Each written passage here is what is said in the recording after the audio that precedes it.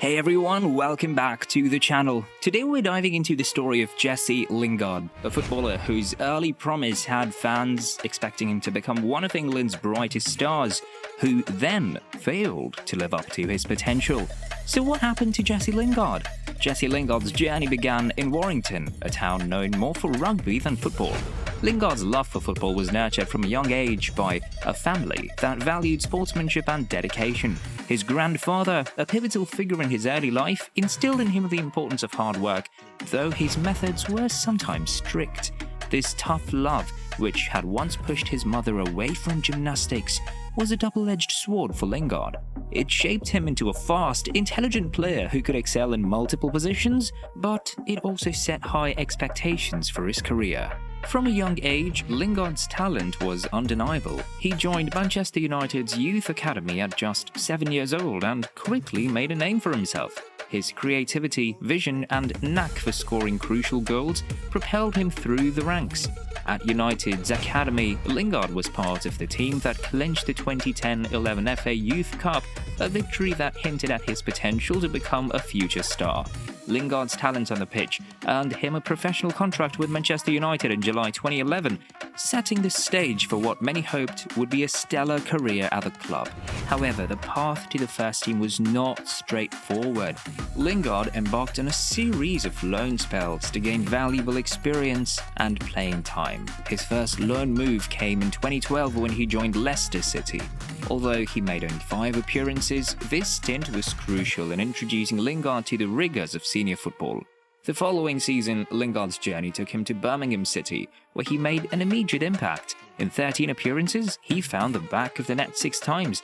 His next stop was Brighton and Hove Albion, where he added another 3 goals in 15 appearances, further proving his worth as an impactful player. In 2015, Lingard's loan journey continued at Derby County. Here, he scored twice in 14 appearances, which earned him a place back at Manchester United. By the time he was 22, Lingard had already experienced the highs and lows of football. Loan spells at Leicester City, Birmingham City, Brighton and Hove Albion, and Derby County gave him a taste of senior football, but it was his return to Manchester United that would define his early career. Under Louis van Gaal, Lingard found his footing, scoring in key matches and even securing the winning goal in the 2016 FA Cup final. After his FA Cup heroics, expectations were sky high for Lingard. He was no longer a young prospect. The football world viewed him as a player ready to take the next step towards stardom. However, the pressure seemed to mount and Lingard's performances began to fluctuate.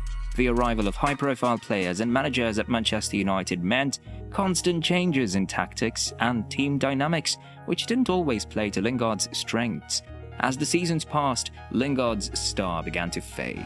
The 2018-19 season was particularly tough for Lingard. Despite a decent start, his form dipped as the season progressed. The following year, under Ole Gunnar Solskjaer, Lingard found game time hard to come by. It was clear that he needed a change of scenery to reignite his career. That opportunity came in the form of a loan move to West Ham United in January 2021. Lingard flourished under David Moyes, recapturing the form that made him a household name.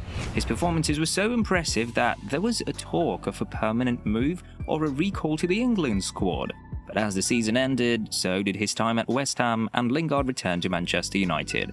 Back at his parent club, Lingard struggled to replicate his West Ham form. Lingard's situation was compounded by nagging injuries and personal issues that kept him from consistently showcasing his talent. More than 2 years since his last appearance for England, Lingard's daily routine changed dramatically. He began training solo, with only a personal trainer for company, at a sports centre in Newton Heath, the birthplace of Manchester United. Off the pitch, Lingard faced battles that were far more challenging than any football match. He opened up about his mental health struggles, revealing that there were times when the pressure and scrutiny led him to resort to drinking as a coping mechanism. His mother's long-term battle with depression and the responsibility of caring for his younger siblings while she received treatment added to his emotional burden. These personal issues deeply affected his form and focus, casting a shadow over his career during what should have been his peak years. The 2021-22 season saw him make only a handful of appearances, and by the end of the season, it was clear that his time at Manchester United was over. As his contract with Manchester United came to an end, Lingard made the decision not to return to West Ham, despite the potential for a permanent move. Instead, he signed with Nottingham Forest, a club that was investing heavily in its squad. Lingard moved to Nottingham Forest for the 2022-23 season, but unfortunately, he couldn't make the desired impact and left the club after just one season. Between April 2023 and January 2024, Lingard found himself in a professional limbo. Despite his talent on the pitch, he did not play a single minute of competitive football. His social media presence, filled with training videos and motivational messages, sparked curiosity and concern among fans and professionals alike. Why was such a talented player unattached for so long? Lingard reportedly declined offers from several clubs, choosing instead to train independently with West Ham. Does he not care, or is this a strategic choice? Lingard's situation was unorthodox for a footballer of his age, but it also speaks to the changing nature of modern football, where players have the financial security to wait for the right opportunity rather than rush into unsuitable arrangements. Jesse Lingard's move to FC Seoul in early 2024 was a decision that caught many by surprise.